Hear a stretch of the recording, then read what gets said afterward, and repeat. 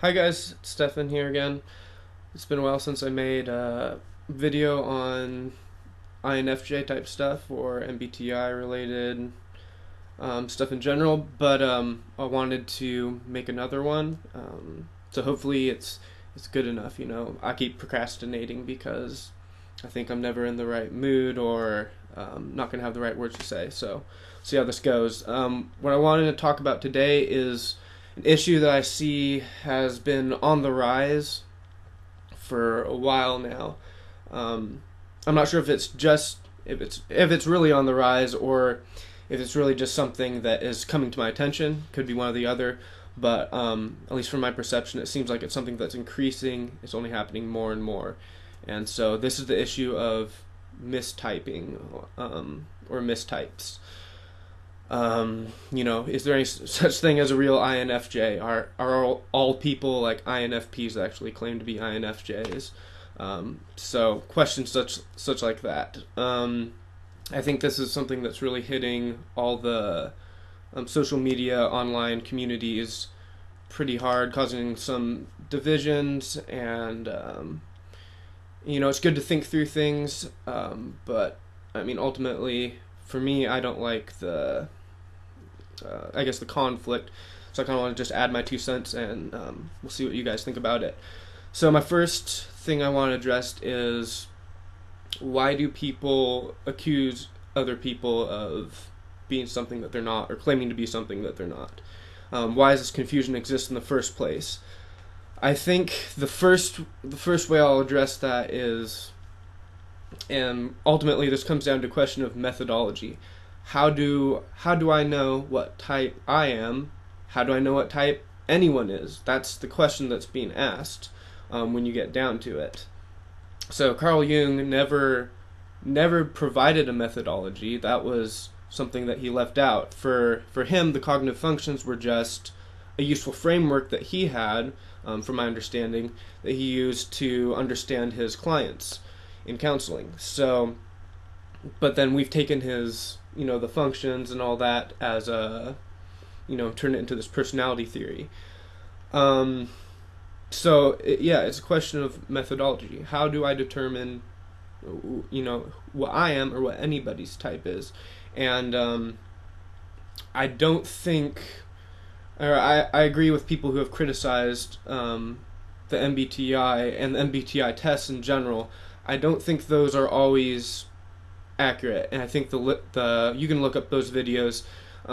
I don't think those are always going to be the most accurate. I think that's one way, but it's kind of a subjective self-reflection, and there's reasons that make sense to why the MBTI tests will not be 100% accurate, and why we can't rely on them all the time. Second reason, why do people accuse? I'm talking about more of motives in this sense. So it took about 9 months for the first INFJ video I made. I was wondering when this was going to happen, kind of like when someone was going to come along and kind of put a more negative comment on my video, or maybe criticize me or something, because I was being pretty vulnerable in it. So that's why I had it. I had to approve the comments because I wanted to read them first, and there really weren't that many I pretty much approve all the comments, so. I don't really remember there being any comments that I didn't approve of. But in any case, it took about 9 months for me to get a comment that was like, you don't really seem like an INFJ, or I think I got about a total of maybe 3 comments like that in a span of a year of the video. So that's interesting. So I'm kind of reflecting on that for me personally, and then also I've seen this happen a lot, like I said, in the communities. There's a lot of people that they're getting accused, like, you're not really this, you're not really that. So I'm trying to address that. When I get a comment, and I've gotten, I think there's basically 2 reasons why people comment, or maybe 3, why people end up commenting on anything really. One is to show appreciation, and the other would to be to offer criticism. of sorts. So those are the two general type of comments I see on across all internet type of forums. And so I think here's the distinction here. How I will put it is I like this, and they're just words. So get the idea behind them though. But it's the idea of being a cynic or a critic. And it's that a cynic just complains to complain, and then a critic comments or criticizes for the sake of providing a solution. So I think those are the two basic distinctions I see between people who are making comments about mistypes in general on the online communities. So a cynic is more of just a person, and I saw this in at least one of the comments I got, that when I get a comment that's like, I kind of sense a little bit of poison in it, they're typing in caps, or it just kind of their general tone to it, I get a sense that the story that I'm getting from them is not really the real story. I'll put it this way, and I believe this is true, sorry to go psychological on you, but this is how I think about it. We're never so discontent with other people when we are discontent with ourselves first. So when I see someone complaining about or angry about someone else or making a comment at me or someone else, there's usually some projection involved. There's something lacking in their life, so they're attacking someone else who they perceive might have it, or I don't know. You guys kind of get what projection is. I didn't explain it very well there, though. So there's kind of that aspect of, as far as motives, you can be a cynic, and then a critic is a person that is more just kind of balanced, and they're going to say, all right, is this really what it is?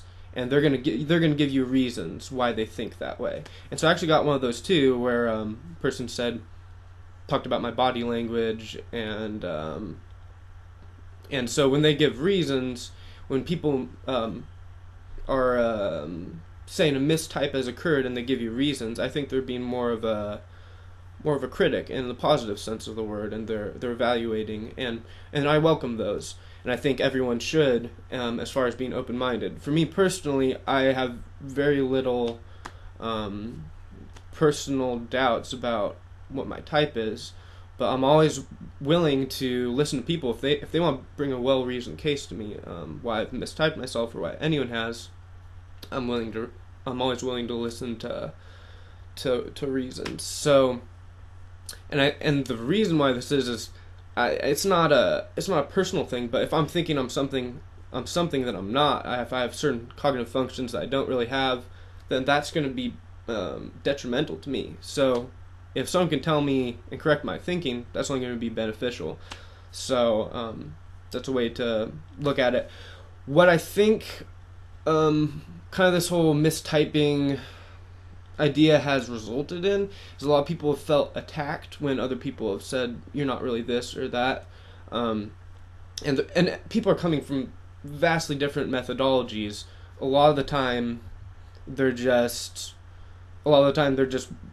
basing it off of stereotypes and their gut feeling of like, all right, I thought I knew an INFJ once in second grade who picked their nose, and you don't pick your nose, so you're obviously not an INFJ. That's a ridiculous example, but that's actually that's pretty much what people are basing a lot of their gut instincts on when they're not really checking their methodology. So what I think these accusations have resulted in the communities is I've seen a lot of people just say, all right, well, I'm not going to declare type then, because I don't want to be hurt. I don't want people to say you're not really this, even though you're claiming you are. So I'm just going to, I don't know.